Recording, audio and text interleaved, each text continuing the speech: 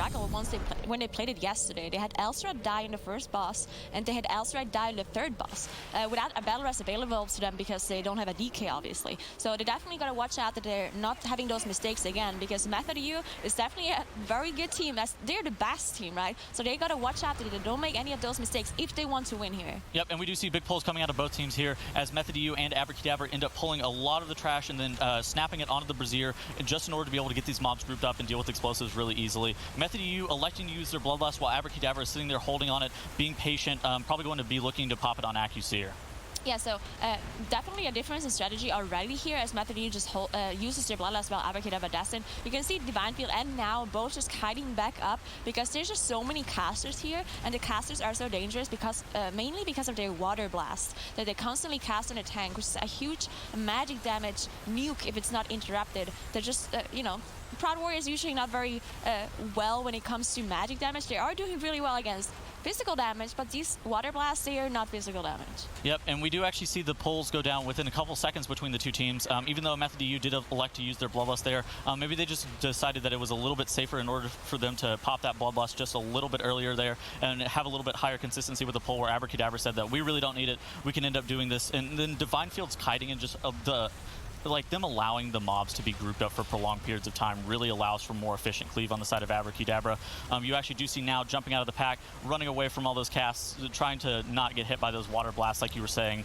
They're very dangerous for the tank. Yeah, just it's funny to see that both of the tanks are doing just very similar movement. You see both of the tanks on Abracadabra and Method U are just going back up those stairs, making sure that as soon as they run out of interrupts, as you see Divine Field actually dropping really low, he procced his Bumsandi trinket, so not available for Divine Field, as now did not proc his. So definitely one difference to watch out for. It's kind of like a cheat death ability that can be very useful later on. Yeah, just a little bit risky micromanagement, like a micromanagement of movement there on Divine Field's part, ending up getting punished there, popping his Bonsomdi's bargain. Of course, that he won't have that cheat death trinket available for another 6 minutes. Method U ends up cleaning up their trash pack just a little bit quicker, making their way into the Accuseer room, and then popping their Shadow Melt, as you do see something mirrored similar on the side of Abracadabra there, popping their first Reaping and getting it melted off there. Yeah, both teams doing the same thing here, but Method U just doing everything a little bit faster at this point. They already engaged the boss as they started their RP earlier, so the boss spawn now. They did pull the trash on top of this, so this is pretty dangerous because not only do you need to interrupt all the casters, but you also got some of the Reaping Souls that they didn't manage to Shadow Melt off. So you can see some of those Tormented Souls just casting the Grave Bolts on everybody while the boss is charging around. You have all those other boss abilities going in. The one thing that makes the difference between those two is, of course, Abracadabra using that Bloodlust now as they still have it available to them. Yeah, I don't know if the Bloodlust is going to be like a difference in like 10% of the boss's health, but it's definitely going to put Abracadabra and Method U neck and neck here. Abracadabra and Method U making sure that they do keep trash right on top of Accuseer for more efficient cleave, making sure that you do interrupt that Templar of the Spiritual in both the Spiritualists. The Spiritualists will end up casting a Mending Rapids cast, and whenever that does go off, it will end up healing all the mobs around it. So that's actually very important to be kicking. We also do have the Explosive Affix, which we have not talked about. Explosive basically spawns balls around some engaged trash or bosses, and they end up having a decent amount of health. But Outlaw Rogues, of course, being very good at dealing with Explosive, but just something that you have to deal with damage priority-wise whenever that does end up spawning for you. Yeah, see, Abracadabra, of course, catching up a little bit on boss percentage, but they're still slightly behind compared to Method U, who are on their way to practice intermission phase on 50%. So as soon as the boss hits 50%, he will split up into 3, and now those 3 Aqualings will actually just mirror all the abilities of the boss. So this is a very dangerous intermission phase here. Not only do you need each one of them to be tanked, because if they're not, they will cast Soul Blast, which does so much damage. And then on top of that, you also have those Surging Rushes going through that we don't want to see anyone get hit by those and fall off. And then you just have a lot of other difficult mechanics here going on. Yep, the Surging Rush is coming through on the side of Method U. You do see now end up charging one of those Aqualings. It looks like Genji ended up maybe getting nicked by one of the Surging Rushes. As long as he doesn't end up falling off the side, that's going to be good for them. You have actually seen both groups elected to pull the Apprentices off to the side. Those end up casting a Tempest cast, and what that ends up doing is spawns like a tornado that ends up just denying a little bit more area in a fight that you already have to be kind of aware of where all the Aqualings end up casting their Surging Rush, or Accuseer ends up casting his Surging Rush. So just another thing that you have to be aware of whenever you are dealing with those Apprentices. Yeah, so there's actually a very slight difference in percentage, as Method U actually was on 31% before they killed the apprentices, and Abracadabra is on 30% before they killed the apprentices. So there's a very tiny difference. It might be the difference in just having pulled some more droplets compared to the other team. Not completely sure if this will change their route later on in the dungeon, but Method U already down with the boss, using their shroud here as they go past this mini boss. Definitely don't want to deal with that one. And now we're going to see a huge pull, proccing their 40% reaping wave. So the difference in this trash is going to be probably in how you end up dealing with those like enforcers and initiates after Galecaller Fae and Brother Ironhole, as of course you do need 60% count whenever you do make it to that bridge past Galecaller Fae and Brother Ironhole after they do end up dying. You do see Divine Field here jumping in, pulling all these mobs, while Method U is doing a very similar pull with all these Ironhole apprentices here and Temple attendants. Yeah, Method U just a little bit faster here, as they killed the boss faster, of course, and they killed some of the mobs already. They're in 37%. All they have to do is finish up those last high HP mobs to proc their reaping, and once they do proc their reaping, they will just jump over the bridge, skip the elemental, and then you see the Shadow Melt go through. Now, in the very first week, second week, we saw some of the teams failing their skip with the Shadow Melt, but teams adjusted pretty well, and they are learning how to do it properly, and we haven't seen a lot of fails anymore since. Yep, just a lot more practice and a lot more time in order to be able to master that skip, as you do actually see it come through Method U. On Method U's side, doing it super well. Abracadabra looking to mirror it and do a very similar pull here, making sure that Divine Field does have his leap up, he leaps out, and then they all pop their Shadow Meld there, making sure that they do drop combat with all the mobs there. Yeah, Method U doing a pretty substantial pull, as they're at the other side of the bridge and pulling the whole area here, except, I believe, the patrol at the bridge. Yeah, you can see the patrol is actually not engaged, so pulling the rest of it all together. Now, these mobs, there's some very dangerous ones here. As you can see, this Tempest, these tornadoes here, the high tornadoes in the back, these are the ones that do a lot of damage. The ones that are next to Zalia, not so much. But the higher tornadoes that are on Galecaller Fae later as well, you can pretty much get one shot by them, or two shot. So you definitely want to make sure that you dodge them, as we see Method U just finishing off the mobs and doing a very good job. Yep, Dr. J ended up proccing his cheat death there. Obviously, having that available for him is very good, as he does not end up going down to one of the cleaves there. Abracadabra cleaning up their pull, as we do see Method EU pulling Galecaller Fae and Brother Ironhole with a bunch of these initiates here, making sure that they do end up killing those explosives. Yeah, we saw the Shroud come out, the same thing as we see on Abracadabra's side. They just kind of stealth through the initiates, pull the boss, and pull the initiates that are around the room. And once Galecaller Fae is dead, they will pull the rest of the trash on top. So very efficient strategy by both of these teams coming in. But Method EU having a little bit more percentage here. So, and also pulling the boss earlier, of course. So for this boss here, you definitely want to watch out for Galecaller Fae, as she's the most difficult of those two. It's because of the Slicing Blast, it just constantly needs to be interrupted. Yep, so both teams avoiding proccing their third reaping of the instance are going to need to be able to get to 60% count prior to skipping all of the trash and making their way onto the bridge. So just something to end up thinking about of how they end up pulling after Brother Ironhole and Galecaller Fae ends up going down. We do probably expect to see them pull like an Enforcer or a couple mobs into Brother Ironhole once Galecaller Fae does end up going down. Brother Ironhole here casting a cleave, making sure that everybody, all the melee, get out of the front of that, and just making sure that they are trying to be a little bit more efficient with their DPS here. Obviously, Galecaller Fae is higher priority, as her Slicing Blast cast is very deadly for the whole entire group, and once Brother Ironhole is just by himself, you can actually just kind of pull trash on him pretty easily. Yeah, this is actually so efficient by Method EU. They barely ever have to move the boss here, as they're not interrupting the Slicing Blast whenever she has the buff on her. Meaning, if you don't interrupt it, you don't get the tornado spawn, as you see in Abracadabra's side. You will get the damage from the Tempest on your group, but as long as it doesn't kill you, it's going to be easy for Sally to just heal the damage up. But just not having those tornadoes means that not only is it safer because they can't kill you, but you also don't have to move away from them, kind of just increasing your damage on the boss, basically. Method EU kills Galecaller Fae and only has Brother Ironhole left, and now we're going to see Sally just go ahead and pull some trash on top of the boss. Yeah, those Tempests normally aren't too dangerous unless that Swiftness ward is out, and those Tempest Tornadoes do end up going over it, forcing them to have increased speed here. We actually do see Abracadabra pulling some of these mobs, some more of these initiates and this Ironhole Apprentice on top of Brother Ironhole once Galecaller Fae does go down, as we do see Zalia on the side of Method U running off to the side here, as they have also pulled a pretty sizable amount of trash on top of the boss as well. Yeah, so not only did they pull the patrol that they shrouded earlier, but they also pulled this one patrolling Enforcer that Zalia and Elstrad both are going to pull on the side. Now, this is just so efficient because you need to kill the boss anyway, right? You have to kill Brother Ironhole, but once he's the only one left alive, he really doesn't do anything. So whenever you can pull something on top, it's just so efficient damage-wise and time-wise, and there's no affix preventing them from to do so. You do have explosive, of course, that you have to deal with, but Volcanic really a non-affix, really. All you have to do is dodge out of the volcanoes, and that's definitely something those teams can do. Yep, and we actually do see on the side of Method EU, they do end up getting their 60% reaping. Most of them ending up mounting up, except for now, who pops his Lightfoot Potion, ends up fearing a bunch of mobs, and they are running.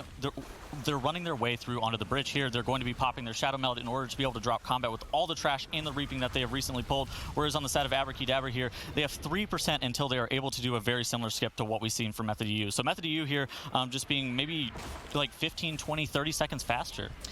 So the one thing to note here is that Abracadabra is actually doing a different strategy to Method EU here. Method EU procced 60% on the boss and just straight up skipped all those enforcers. Well, Abracadabra does this one pull where they pull 5 enforcers on top of a ritualist, and they just get a lot of percentage here. Now the difficulty on this pull is that the enforcers, they just do so much damage to the tank that Divine Field just can't tank them. He needs to kite them, he needs the Ring of Peace coming in, and the problem is as well that the ritualist is a caster and constantly needs to be interrupted. And on top of that, you have 59% trash, so if you kill any of the mobs, you will trigger the reaping, and you don't want that. This is why they try to kill them evenly while Divine Field just kiting in a circle. Now we will see if this will actually be an improved strategy or if they will be faster than Method EU, but Method EU already 65%. Yeah, I actually don't know if I love the strategy from Abracadabra. Basically, you only need 60%, and you just need to end up killing the rest of the trash for the instance for you to be able to complete count. But Abracadabra going a little bit over count here, as Method EU actually ended up pulling those cultists and those tentacles into that one of the Depth Bringer packs, which ended up being super good because then they were able to do the more dangerous multi-Depth Bringer pack into like by itself, as opposed to doing the like both of those packs that patrol back and forth across the bridge together here, where Abracadabra is probably going to end up skipping one of those patrolling packs on the bridge. Yeah, Abracadabra definitely on the back foot here as they're pulling those tentacles, and as you said, they probably need one more of the patrolling group on top of this to get enough trash percentage. Now the only thing that will kind of make them catch up is if they would pull the tentacles on top of the patrol, but they're not doing that, so definitely not catching up here with this single pull, as Method is already done with the bridge area. All they have left to do is the double dwellers here, and then they're going to be done with trash until the last boss room. Yep, you do see Zalia sneaking ahead here in stealth, proccing Lord Stormsong's RP, so as soon as they do down these Abyss Dweller pack, they will have a reduced amount of time for the roleplay of Lord Stormsong before he does end up spawning. You're able to engage him in combat, while Abracadabra here, popping their Shroud here, ending up pulling one of the packs, as you do see a Shine running ahead, proccing the RP on Lord Stormsong, so they additionally do have reduced time before they're able to actually engage Lord Stormsong. Yeah, Method EU just dealing with the last dwellers here. They proc their 80% reaping, that's why you see the Shadow Meld coming out, and this is why it's so important to have the tank as a Night Elf. You want everyone to be a Night Elf, because in Shrine you're skipping so many reaping waves, you're skipping so much trash. You just need the Shadow Meld, because else you're just wasting so much time on just having your tank die over and over, need to rest him back out because he just doesn't have a Shadow Meld. Yep. So this is why we see the Night Elf on both sides and Method EU engaging the boss here. Yeah, no team you actually don't end up dealing with any of the reaping in this instance, strangely enough, just because of the power of Shadow Meld and how you're actually able to line of sight a bunch of the packs. Abracadabra here finally DPSing down their pack as they do get the trash to 78%, while Method EU already 66% on Lord Stormsong here. Yeah, Method EU just, they are so fast that, I mean, we talked about the time trial times, Method EU only being second after Abra and #1 spot, but the difference is really small. And as I said, Abracadabra already played their strategy on the screen, and you know what? It also could have been that Method EU had a good strategy. They just never really played it cleanly in the time trials. That can always happen to you. Maybe you have a strategy where you get a very fast time, but in those 5 tries that you have in the time trials, maybe in each try something went wrong. Maybe you had a death here, something wasn't very clean there. And maybe that's the reason why their time was so slow, or so slow. Yeah, so slow. Slower than Abracadabra, I meant to say. Yeah, it definitely wasn't slow by any means. You actually do see some of the reaping ending up getting on top of Lord Stormsong here, which is actually kind of scary because you do end up having your tank looking to spell reflect a lot of these void bolts, and if they do end up proccing Divine Field's spell reflect on accident, he could actually end up getting hit by one of those bolts. You've actually seen the Mindbender go on Zalia multiple times here, which is actually super good on the side of Abracadabra. That Ancient Mindbender, of course, mind controlling you and then forcing you to get DPS down below 50% health. Obviously, rogues can end up cloaking it off or something like that, but as long as it doesn't end up going on Miras or any of the DPS here, it's actually super good on the side of Method EU. Very similar for Abracadabra. As Lord Stormsong does go down, for Method EU. Abracadabra, unfortunately, only at 55-ish% here on Lord Stormsong, though. Yeah, so Abracadabra, the last time around when they had those Reaping Souls on top of the boss, they actually had Elsra dying. But this time around, they did manage to have everyone survive. They did kill the Reaping Souls, so at this point, it shouldn't be a big deal. But just getting the mind control constantly on Swagfist, constantly getting it on this Windwalker, which is, of course, so much worse compared to getting it a healer, as you mentioned, Method U getting it on Zalia. Now, Method U already on this gauntlet here, where they just have to swim through this area to get to the last boss. Now, we've seen a couple of different strategies in this last boss area, but most of the teams just kind of engage the boss first, making sure they get the damage buff on the healer, and then do some trash. Yeah, we've actually seen a lot of teams recently have a little bit of a different adaptation of pulling 2 of these eel packs prior to getting the promises of power debuff. Just a little bit safer, as you do not end up having to have a little bit more of a risk from your healer ending up going down from the eels if your tank did end up needing to kite. So you do see on the side of Method U, they do end up grabbing those 2 eel packs prior to pulling Vol'zith here, and you actually do see Bloodlust available for both teams, which is something very important to highlight. Both teams are going to be able to 2-phase Vol'zith, getting him down to approximately 70-ish% HP in the first round, and then once he does end up casting his intermission phase, they're going to be able to use their Bloodlust and burn him down all the way down to 0. Yeah, it's so important to just not get a second intermission phase, because the intermission phase just takes so long, and it's also scary, really. There's definitely things that can happen in intermission phase, especially with explosives, stuff like that, spawning on other denizens, maybe if all your melee are on the other one. And on top of that, you also need to let one of the casts go through for maximum efficiency. So things can happen, and you definitely don't want the second intermission phase, as we see the first one happening for Method U here. Yep, so Abracadabra's strategy and how they ended up pulling the trash was actually what kind of set them behind. We actually did see a shine whenever they were on that bridge pull, kind of stealthing ahead, not being super damage efficient on that pack on the bridge, and then they ended up not killing one of the Abyss Dweller packs as well in order to be able to kill the Enforcer pull, which actually took them a decent amount of time, where Method U's strategy just seems like it's a little bit better. Both of the teams here, though, or not both of the teams, Method U here, in on the intermission here for Vol'zith, where Abracadabra is pulling that 2-pack of eels like I highlighted prior to this. Yeah, we saw Frag actually proccing his cheat death here, so fortunately both of the rogues, of course, if something goes wrong, they do have the cheat death available to them, so no need to battle rest. But even if someone would go down, they do have still 2 battle rests available to them. The only one who can't die, of course, is Zalia. And Zalia, of course, having the debuff on him as well, which not only does it increase his damage by 90%, but it also reduces his max HP by 90%. So any sort of damage that hits him will basically one-shot him, unless it's an explosive go through, because the explosive is percentage health damage, meaning that his max HP is lower and it will do less damage to him. Yep, and you do actually see Method U pulling these 2 Forgotten Denizens and the Sunken Denizen, making sure that they do get casts on the Consume Essence in order to be able to not allow them to heal to full and allowing Zelia to die. They do kick Vol'zith here, and they pop their Bloodlust, trying to DPS down Vol'zith as quickly as possible in order for them to not get another intermission, which would actually be costly time-wise. Abracadabra has also engaged Vol'zith, pushing him into that intermission, but it looks like Method U is just, I would say, like 45 seconds ahead at this point. Yeah, Method U is just so incredible fast. They're probably going to improve their time again compared to time trials, and they're going to beat Abracadabra's best time as well, most likely. But the best time in time trials was 19:27, and they're not even 18 minutes into the dungeon, and Method U is about to finish up this boss, and they only have to kill a couple of eels, and then they're going to be done. Yep, and you actually do see those manifestations of the deep that are spawned by Vol'zith ending up spawning explosives out in the back.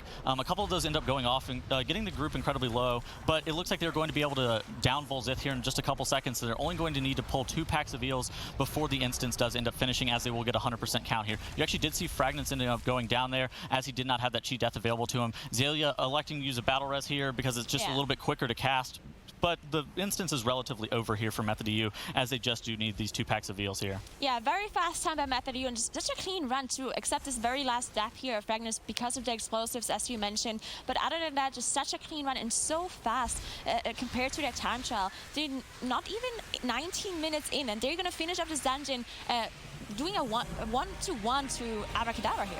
In spectacular fashion, Method EU bounces back here on Shrine of the Storm, and as you mentioned,